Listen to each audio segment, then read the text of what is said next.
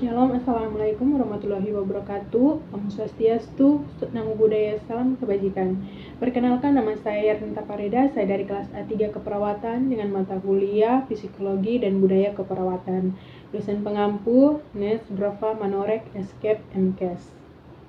Latar belakang antropologi kesehatan. Antropologi kesehatan merupakan ilmu yang mempelajari gejala-gejala sosial budaya, biobudaya, dan ekologi budaya dari kesehatan dan kesakitan yang dilihat dari segi-segi fisik, jiwa, dan sosial, serta perawatannya masing-masing dan interaksi antara ketiga segi ini ada dalam kehidupan masyarakat, baik pada tingkat individual maupun tingkat kelompok sosial. Keseluruhannya, antropologi kesehatan menjelaskan secara komprehensif dan interpretasi bagaimana macam masalah tentang hubungan timbal balik biobudaya antara tingkah laku manusia di masa lalu dan di masa kini dengan derajat kesehatan dan penyakit tanpa mengutamakan perhatian pada penggunaan praktis dari pengetahuan tersebut. Partisipasi profesional antropolog dalam program-program yang bertujuan memperbaiki derajat kesehatan melalui pemahaman yang lebih besar tentang hubungan antara gejala biososial budaya dengan kesehatan, serta melalui pertimbangan laku serta ke arah yang diyakini akan meningkatkan kesehatan yang baik. Pengertian konsep teoritis kesehatan, pemberian asuhan keperawatan yang peka budaya kepada pasien.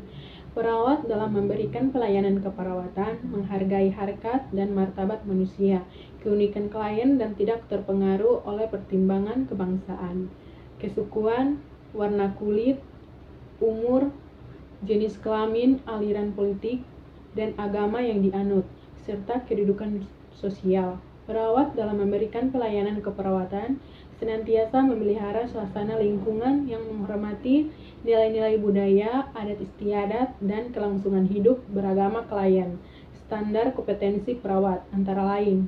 Yang pertama, salah satu core kompetensi yang dimiliki oleh perawat adalah praktik berdasarkan etik, legal, dan peka budaya. Yang kedua, jabaran kompetensi praktik keperawatan yang berdasarkan etik dan peka budaya, menenangkan pentingnya memahami mengenai kebudayaan sebagai unsur penting yang tidak boleh diabaikan oleh seorang perawat. Batasan antropologi. Istilah antropologi berasal dari bahasa Yunani. Kata anthropos berarti manusia dan logos berarti ilmu. Dengan demikian, secara harfiah antropologi berarti ilmu tentang manusia.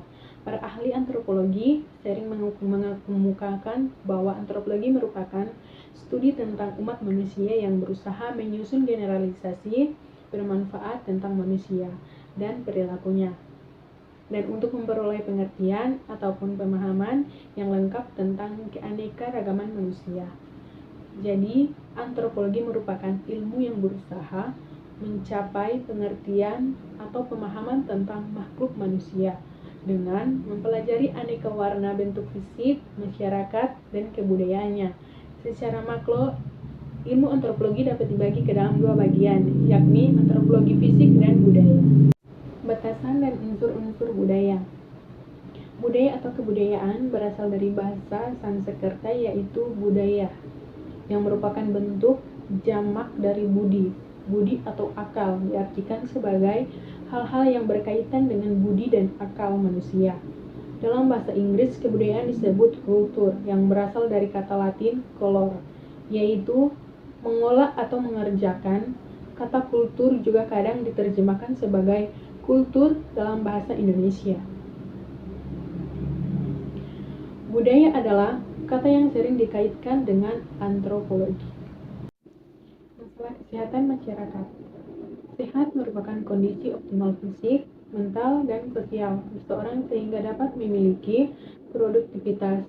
Bukan hanya terbebas dari bibit penyakit, kondisi sehat dapat dilihat dari dimensi produk dan dimensi konsumsi.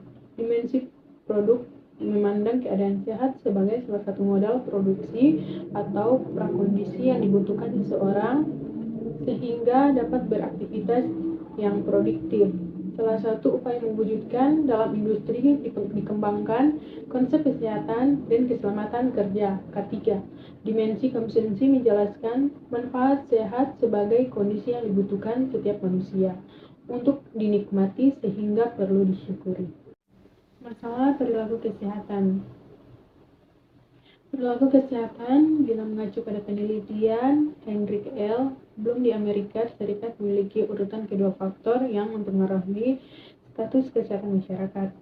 Setelah faktor lingkungan, di Indonesia diduga faktor perilaku justru menjadi faktor utama masalah kesehatan. Sebagai akibat masih rendah pengetahuan kesehatan dan faktor kemiskinan. Kondisi tersebut mungkin terkait tingkat pendidikan yang mempengaruhi pengetahuan masyarakat untuk berperilaku sehat. Antropologi gizi merupakan cabang atau spesialisasi dari antropologi kesehatan yang mengkhususkan perhatiannya pada sistem budaya, makanan, serta kepentingan praktis dari kajian mengenai masalah gizi. Lingkup perhatiannya mencangkup evolusi manusia secara kebudayaan dan adaptasi manusia berkaitan dengan masalah makanan dan gizi dalam berbagai keadaan lingkungan hidup.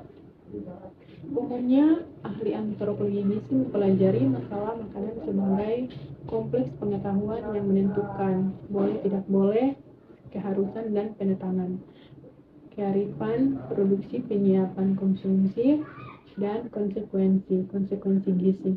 Masalah pangan dan gizi merupakan masalah yang sangat penting dan kompleks yang terkait dengan aspek sosial budaya, ekonomi, pertanian, lingkungan, gizi, kesehatan, politik maupun agama. Secara spesifik, masalah itu juga berkaitan dengan kemampuan produktif, menyediakan pangan, kelancaran distribusi, struktur, dan jumlah penduduk, daya beli rumah tangga, hingga kesadaran gizi masyarakat dan sanitasi lingkungan. Kaitan antara antropologi dengan gizi masyarakat. Hubungan antropologi dengan gizi ini sangat erat. Seseorang atau suatu kelompok masyarakat mengalami gizi buruk atau kekurangan gizi bukan hanya karena masalah ekonomi, akan tetapi bisa juga diakibatkan oleh kepercayaan atau budaya seseorang. Banyak sekali terdapat suatu kelompok masyarakat yang mengalami gizi buruk dikarenakan mereka percaya kepada kepercayaan atau kebudayaan mereka. Terkadang mereka mengalami gizi buruk padahal ekonomi mereka mencukupi. Hal ini karena mereka tidak mau memakan makanan yang seharusnya mereka makan karena mereka percaya kepada kebudayaan dan kepercayaan mereka.